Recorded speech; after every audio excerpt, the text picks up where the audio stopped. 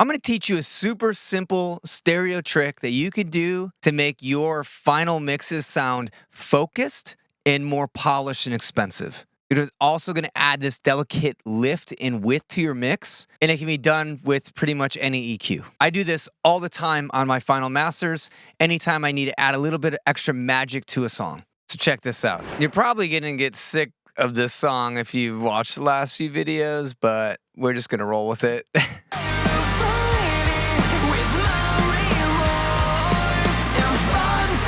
All right, we're going to make this sound bigger, tighter, punchier, all with a few EQ moves. So let me show you what I like to do to really add final polish to a track like this. Okay, so we go over to mastering chain. We have an EQ. I'm going to use FabFilter Pro Q. You can use a stock EQ if you want. You can use whatever one you want. It doesn't matter too much. Let's just see what's going on in the low end of this mix. With FabFilter, we can just put a high-pass filter, and then we can hold the solo knob. We can listen to hear what part is going to be cut out from this filter.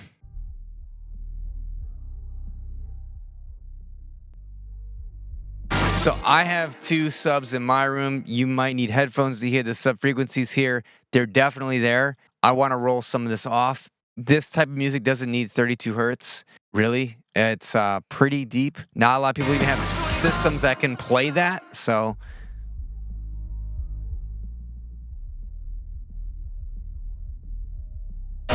So we'll roll it off right around here is like a good spot for me where it's not really adding any notes. It's just moving air. It's around 30 hertz, probably 30 to 32 hertz. We are going to get some loss above it, but don't worry about that. It's all tightening everything up. The kick drum punch is going to be way up here, like around 50 or 60 hertz.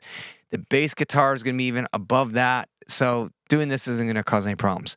Now, there is some interesting things you can do, which you might need a special EQ to do this, but check this out. We're going to add another high-pass filter, but we're going to change this to the side. So you might need something like a mid-side EQ for that. My apologies, but just bear with me because this is kind of a cool thing. Now, the side isn't really just the side information. It's technically the left minus the right. So it cancels out any of the same information. You're left with phase inverted left and right.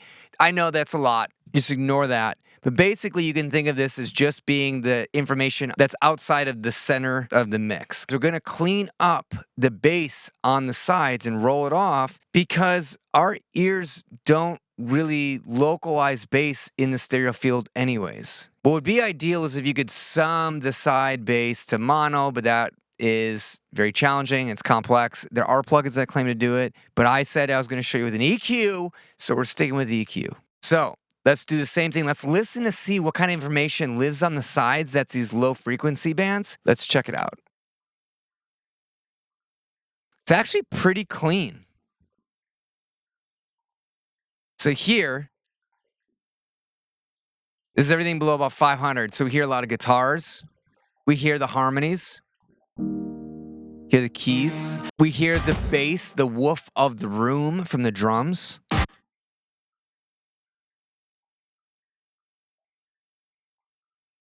What I'm more interested in is listening for like cabinet resonance, something from the guitar players that just kind of adds this like low bass energy that just muddies everything up. I'm getting a little of that right around here. We can maybe make this a little steeper, but I wouldn't make it much steeper than about 18 dB per octave.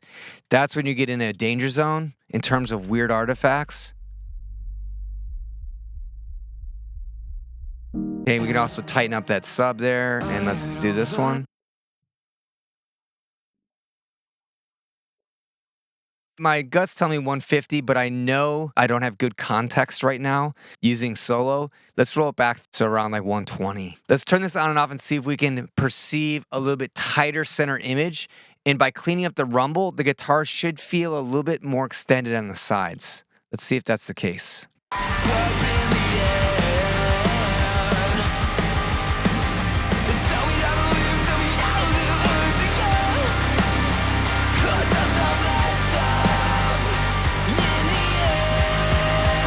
What's crazy is it feels almost louder, but we're taking frequencies out, and the kick drum now has a lot more definition to me.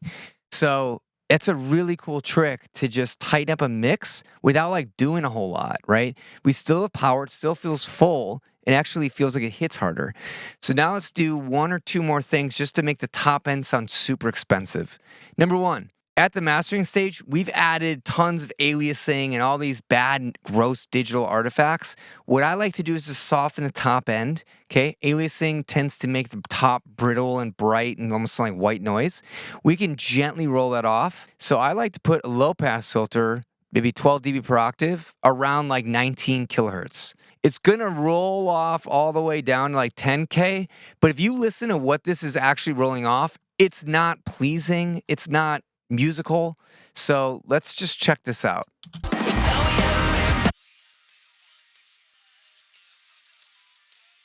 Right? It almost sounds like snow or like crunchy, weird MP3 artifacts. So why do you want that in your mix? Just get rid of that crap. So I'm just gonna leave that top end rolled off like that. Does it sound like we just took all the air and magic out? I don't think so.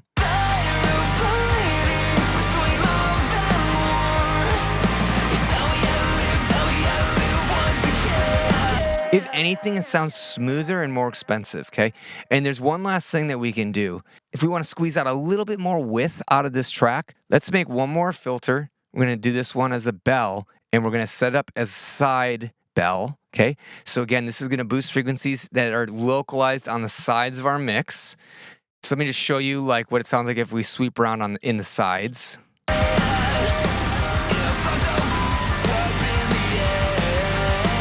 Okay, and we're gonna come all the way out here, all the way to like 20K.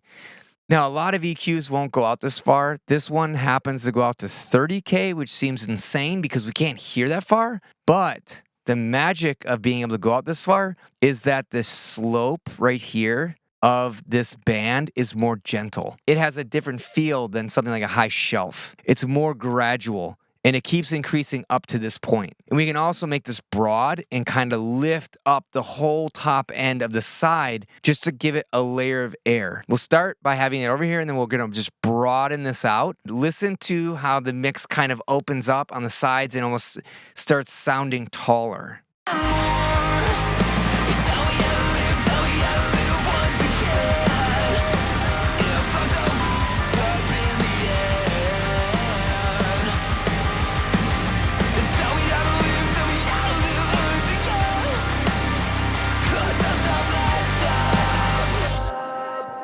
When we went really high with it, we could really hear the effect, and it made the mix sound kind of thin. So you want to be careful because if you make the top end bright, you're going to make the low end sound weak, okay?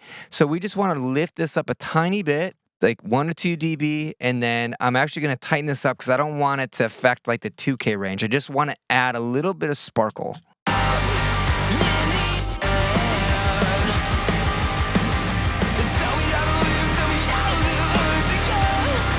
Awesome. Again, because we added this low pass filter here, it's going to fix any of the digital harshness, and it's going to compensate for it and just do that gentle lift in the top end. Before and after.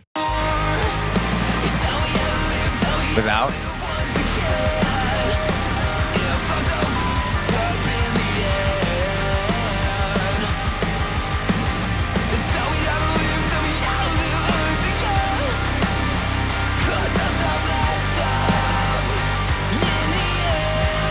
I mean, it's kind of strange how well it works, but it usually works. Just a few simple moves in that song really sounded more impactful, sounded way tighter in the low end, but didn't sound weak.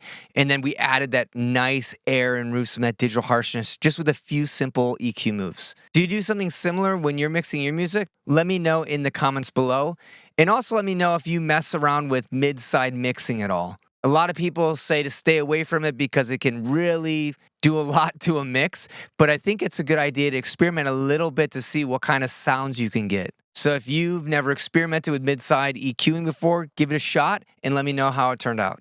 And if you need a little bit more help trying to find the right EQ starting points or you're struggling with compression, I have a free Rocket Metal mixing cheat sheet in the description. It gives you some good go-to settings that are my personal favorite for a lot of different instruments to make sure that you're EQing around the right spot and then you have good compression settings. If that sounds helpful, go and grab that. You can print that out and keep it right next to you when you're mixing. If you like this and you want to get more content, you can support me by joining the Raytown Productions membership. That gets you access to a vocal mixing course that I have on there. It's 4 videos, teach you everything you need to know about mixing vocals, along with some behind the scenes footage and some freebies. My name is Bobby Balo. I'm the mixing and mastering engineer at Raytown Productions, and I'll see you in the next video.